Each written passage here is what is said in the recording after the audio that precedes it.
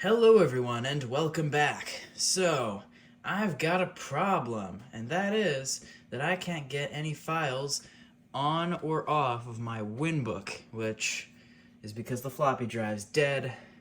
I have two other floppy drives. They don't work either because all of them have bad belts. Thanks, Mitsumi. So, I can't get any stuff on here. But there is a way.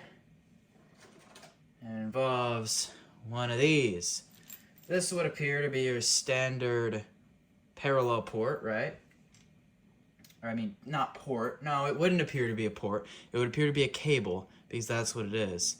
And this is not your standard DB25 cable, like the one that I have over here for my Pi SCSI, which that's DB25 SCSI cable and a parallel cable are the same, but you can't use one of those for direct cable connection between two computers, which is spoiler what we're doing today.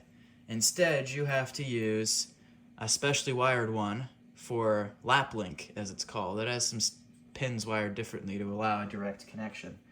You can also use a null modem serial cable. I actually ordered both for more flexibility in experimenting with different direct cable connection methods, but the serial cable hasn't arrived yet. It's due in tomorrow as of me recording this, but I can't wait, so we're using parallel. Now, essentially what we'll be doing today is trying out inter-server, which, as you can see here over on our helpful ThinkPad 385XD, is a way to do correct direct cable connection, and I'm just realizing now that this appears to be in Italian, which is lovely.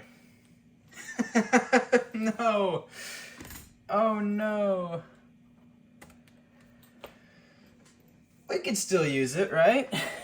Alright, so I'm gonna start here by just connecting the cables. Oh boy. I have no idea if the parallel port on my WinBook works. I have never used a parallel port before in my entire time of computering. Where are you? There you are. Oh boy. Get in there. Alright, so why am I using this thing called inter-server? And that's because if I start the WinBook, I can show you something a bit neat.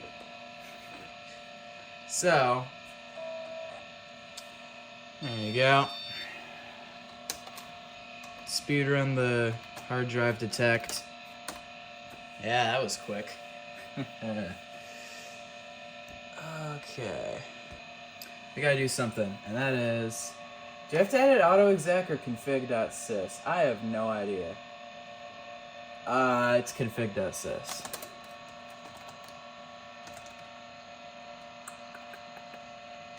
There we are. DOS 6 comes with interlink built in, which is the client version of this tool. And so, with these two combined, I can mount this thing's drive on this, I believe. Now, it may not work, and the reason why this may not work is because the drive in here is a 4 gigabyte drive formatted as FAT32.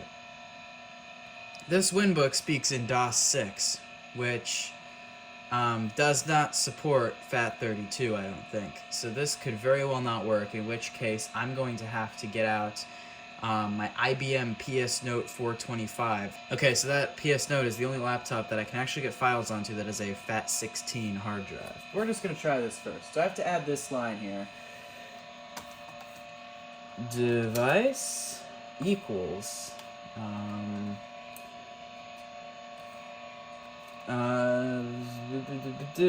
DOS, I believe it should just be like that. Hang on, I'm gonna try something, so...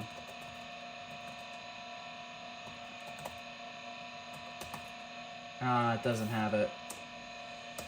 Yeah, I moved inner server on here because I don't think inner server is bundled with DOS, and this is, I mean, Windows 98's thing. And in the tutorial I have open off screen over there, I can see that that's where inner link would be located, and I'll bet you the inner link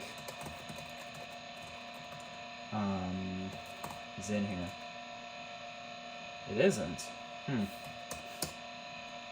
I don't know, man. Well, that should get inner link running. Alt, I think, yeah. Save. That doesn't... Oh. Oh, come on. Yeah, it's crazy how much better the keyboard on this is than this. This is really not a good keyboard. Anyway, I think we just need to reboot now. So let's do that. And then I need to start enter SVR, and then there's something I can do here.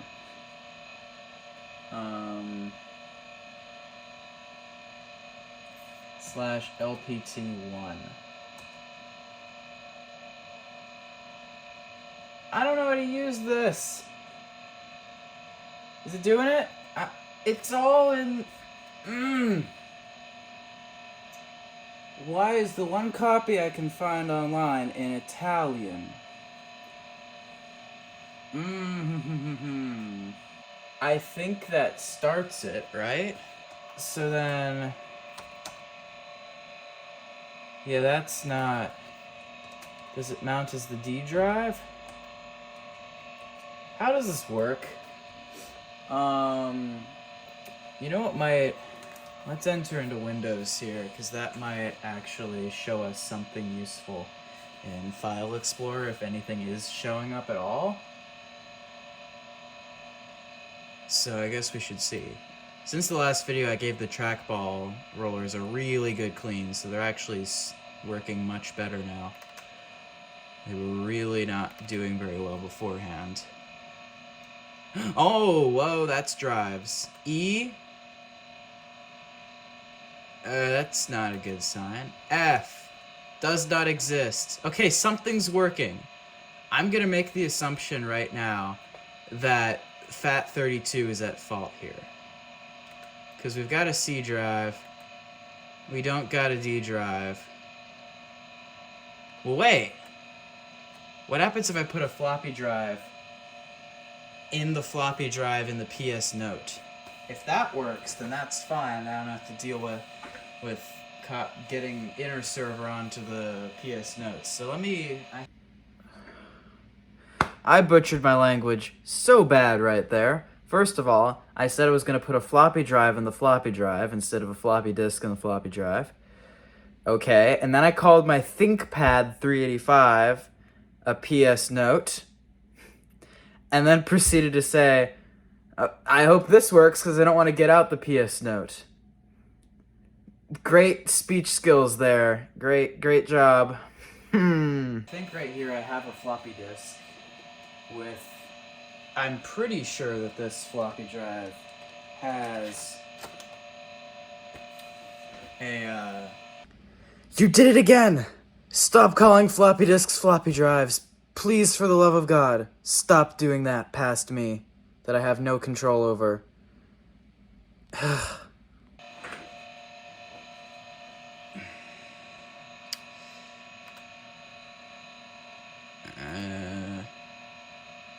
Does not exist. Let's try D. It's reading on the other computer. That's good. Oh, yeah! Okay, it works! We've essentially done, like, target disk mode is essentially what this is like on Macs.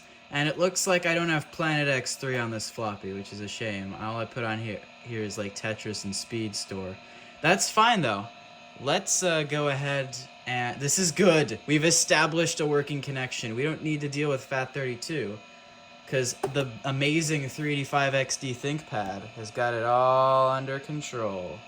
So what I'm going to do now is... Well, first of all, it's probably best if I shut this down before I disconnect the server. let's boot into Windows here, because I have Planet X3 on this thing's hard drive. In case you couldn't tell, that's all I want to do. I want to play Planet X3 on my WinBook. Just, yeah.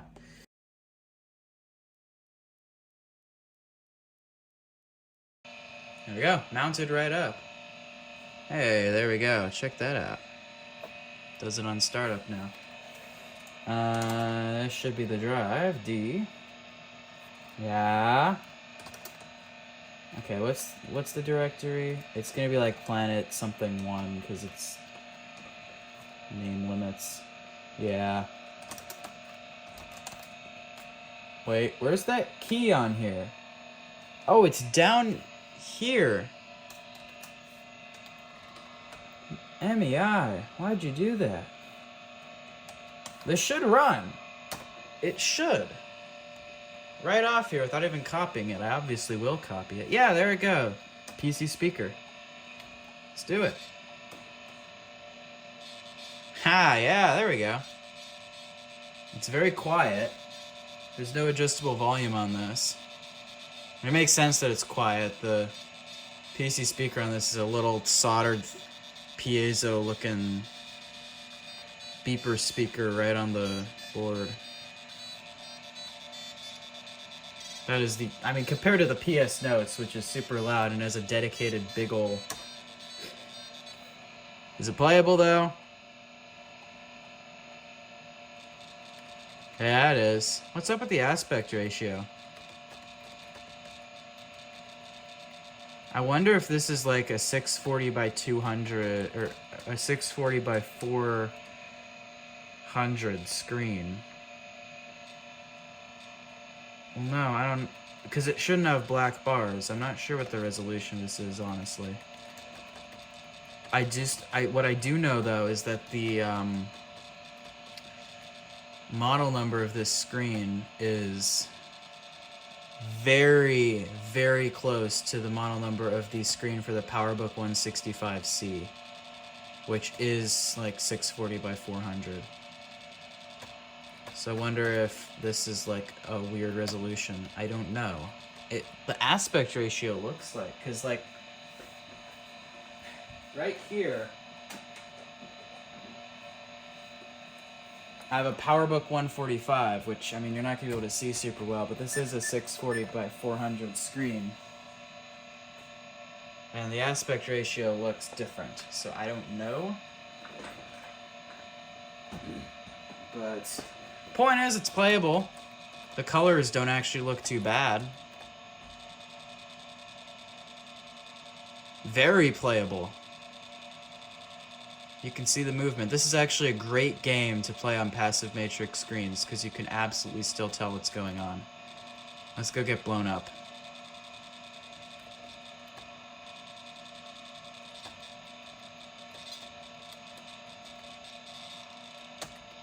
Yay. That's awesome. Yeah.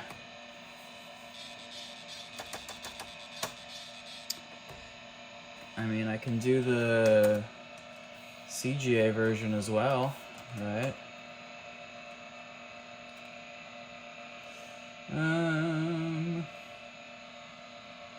See how high-res mono looks on this.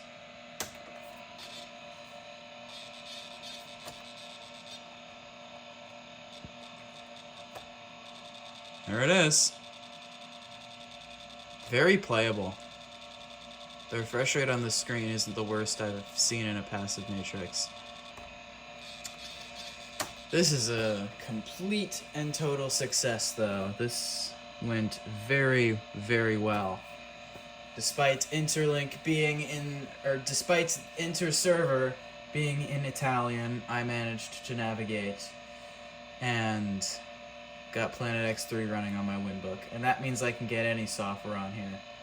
As long as it fits on a floppy disk, or I could just hook it up to my PS Note, which has a proper hard drive and stuff that should work better with interserver.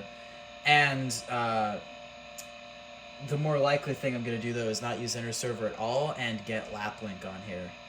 Because I think LapLink will probably support more stuff, and once I get Laplink moved over Interlink, I can run a more advanced system, I think. I don't know, I'll have to look into it. I'm very new to this sort of thing. But I can get stuff on my WinBook now, and that makes me happy. So, thank you all for watching. And I get this isn't really a proper tutorial. Maybe I'll make one if there's enough interest, just so because this video isn't going to be titled like a tutorial. Because this is me just trying it out, you know? I don't know. Anyway, WinBook shenanigans continue. I'll see everyone later. Goodbye.